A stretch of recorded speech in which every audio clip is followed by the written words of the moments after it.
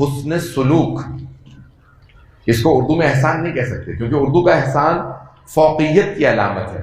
پتہ نہیں میرے جملے پہنچ رہے ہیں یعنی اسے اولویت ہوتی ہے، اس کا مقام زیادہ ہوتا ہے جو احسان کرتا، اور انسان والدین پہ احسان کر نہیں سکتا. جب سوال کیا کسی نے کہا یا رسول اللہ 20 سال سے ماں بیمار ہے، میں خدمت کر رہا ہوں، چل پھر نہیں سکتی، دانت سارے ٹوٹ چکے ہیں، میں کھانا چبا کے منہ میں ڈالتا ہوں، ہاتھ اس کے زیادہ ہلتے نہیں ہیں، میں لباس بدلاتا ہوں، بہت بوڑھی ہے میری ماں، میں بھی بوڑھا ہو چکا ہوں، 20 سال سے خدمت کر رہا ہوں، کیا میں نے اپنی ماں کا حق ادا کر دیا؟ میں اپنے انداز سے پیش کر رہا ہوں اس کو، کہ نہیں تم حق ادا نہیں کر سکے. یا رسول اللہ کتنا حق ادا ہوا؟ کہا کہ وہ جو اس نے 9 مہینے شکم میں رکھا تھا نا، اس کا بھی حق ادا نہیں ہوا.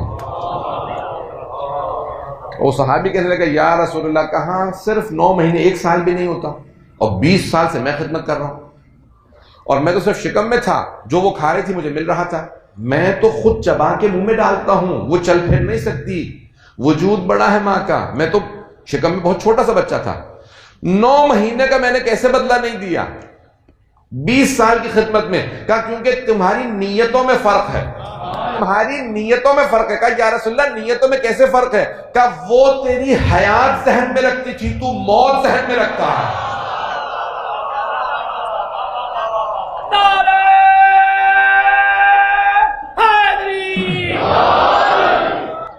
تو جب خدمت کرتا ہے تو سوچتا ہے یہ مر جائے گی خدمت کر لوں، وہ یہ کہتی تھی پروردگارہ میری زندگی بھی اس سے لگا دے، یہ جی لے.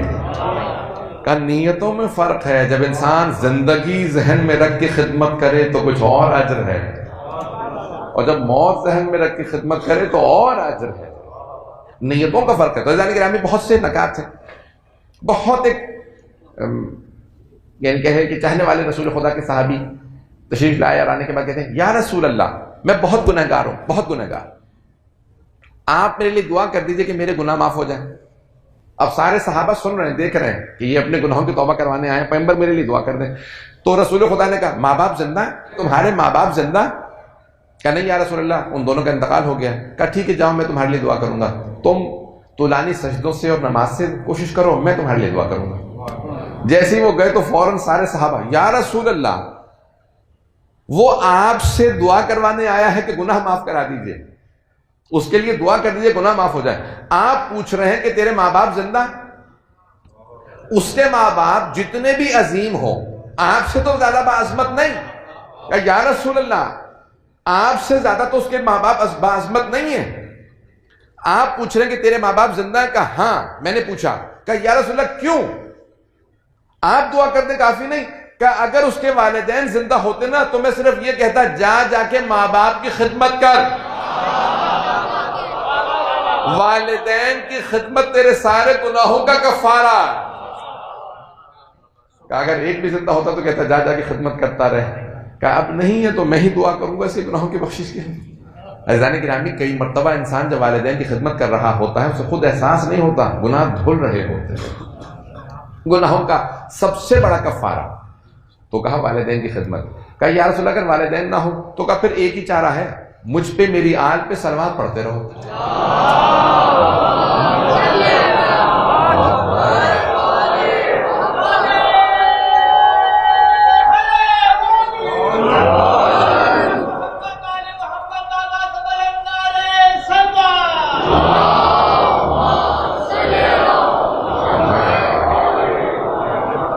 پھر ایک ہی چارہ ہے، مجھ پہ میری آل پہ صلوات پڑھتے رہو، درود بھیجتے رہو. سب سے بڑا جو گناہوں کا کفارہ وہ درود ہے.